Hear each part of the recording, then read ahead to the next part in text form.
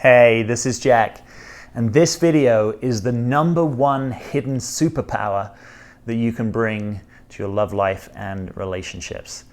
Thanks for being here. Please subscribe to the channel if you haven't. We have a growing and vibrant community here. I love the engagement that people bring to this community. Please ask your questions and comments. I love them and I thrive on them, and I will do my best to answer yours personally.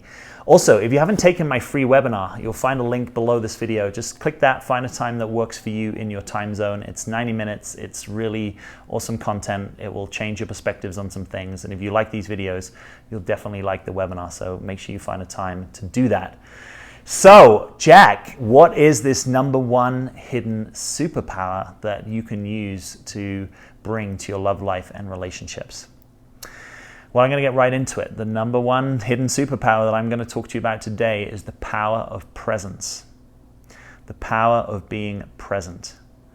Now, most of you, I sense, will know what I mean when I say being present. I mean being in this moment. I mean being in the here and now rather than the there and then. I mean being present to yourself, to your heart, to your emotions, to your body and the sensations in your body, to your thoughts without being attached to them. So present is that sort of palpable quality that you experience when you're super attuned and attentive and here and in this moment, and there's not so much noise and distraction and things that are taking you elsewhere into another moment.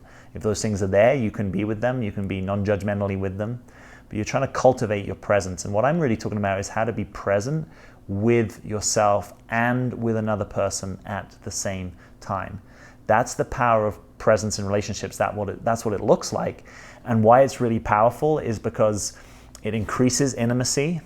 It increases intimacy both with yourself and with the other person. It lets you know what needs to be said.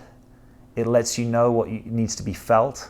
It lets you know what needs to be experienced in your body. It's kind of like the information superhighway when you tap into it. The presence has answers. I remember a couple of years ago, kind of innocuously in a Facebook post, just saying there's no better strategy than presence. And some people picked up on it and kind of liked it. And then I ended up, even in one of my products, creating a whole module called There's No Strategy Better Than Presence. Because presence gives you better quality decision making, right? Because if you can be accessing all your centers, your head center, opening your head center, your heart center, opening your heart center, your body or belly center, opening that, it just means that you've got access to information. You can access your rationality at the same time as your intuition. You can access your logical brain and also be in your heart.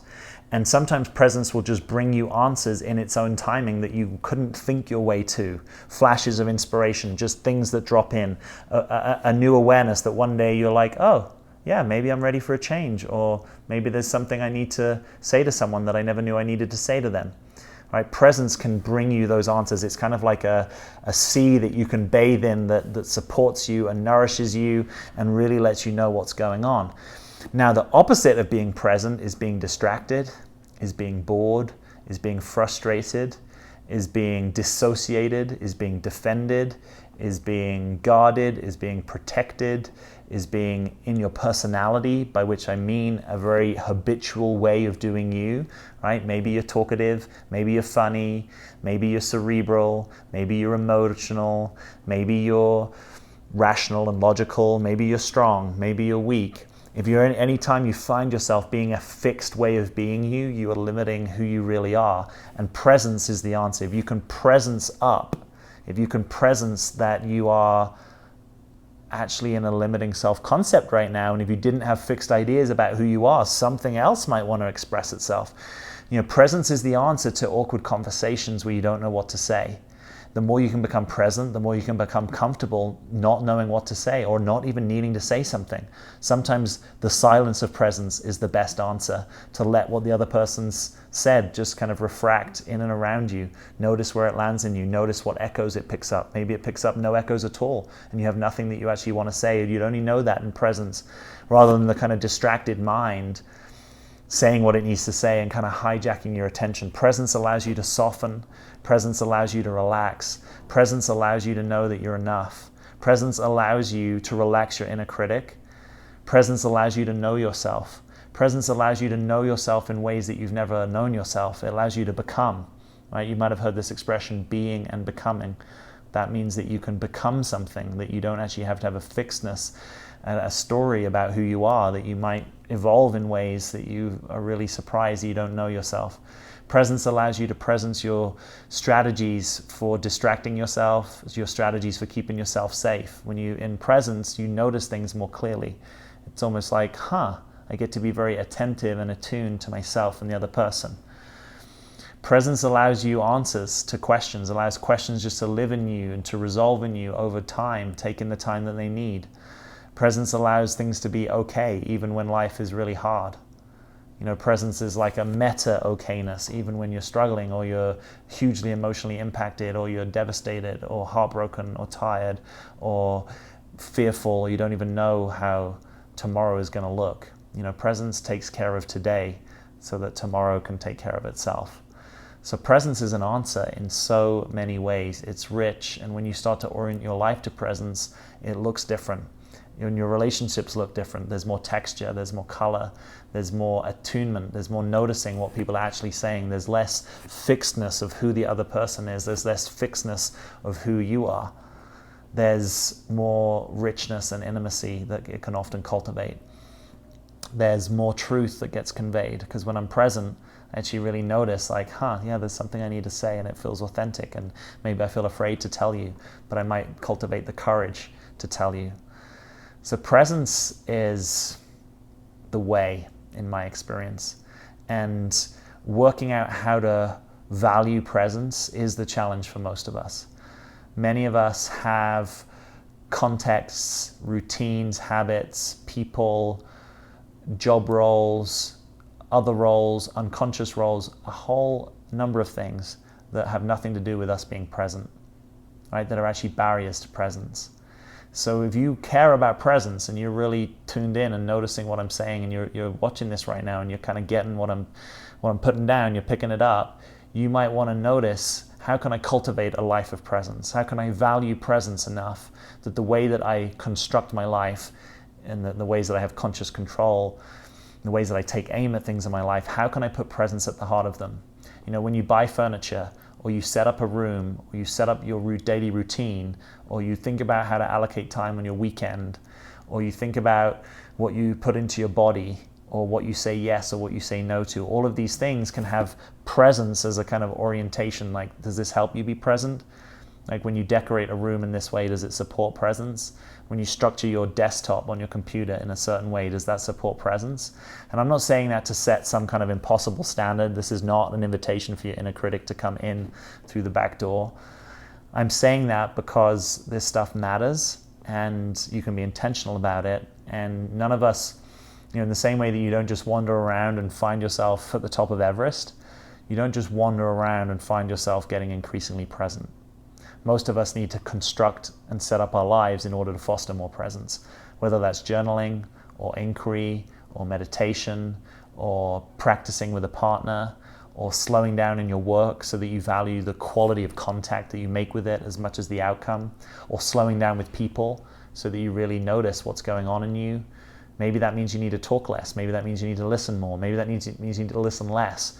What is it that would actually support you to be more present? Because this is a gold that you can cultivate in your life that gives you answers. If you have felt insecure in your life, the real security in life, in my experience, comes from presence. Right? We can have security that is definitely supported in the external by having a home, having money in the bank, having authentic friendships and relationships. And there's a kind of security that comes from being in presence, that you don't abandon yourself, that you can abide by yourself, that you can be with yourself, that you can be with all sorts of circumstances because you can be present to them. Doesn't mean they're easy, doesn't mean they're not painful. Of course, life involves dis-ease and pain, and presence is the best way to be with them, in my experience. Presence is that best strategy, and presence can therefore give you so much better information about, is this my guy? Do I really love him in a real way? Do I love him? Is this the person that I can be with their darkness? Is this the person that I've seen them in their shittiness and their pain and their frailties and their distortions and their myopias and their limitations, and this is the person that I want to be with? Presence can give you answers like that. Presence can let you know, is this person really in my heart, or is it just an attraction? Or is this someone I really want to be with? I care about them. Presence can tell you, is this guy actually available? He says he is, but if I'm present, am I really noticing? Presence can give you your intuition, which is so powerful, so powerful.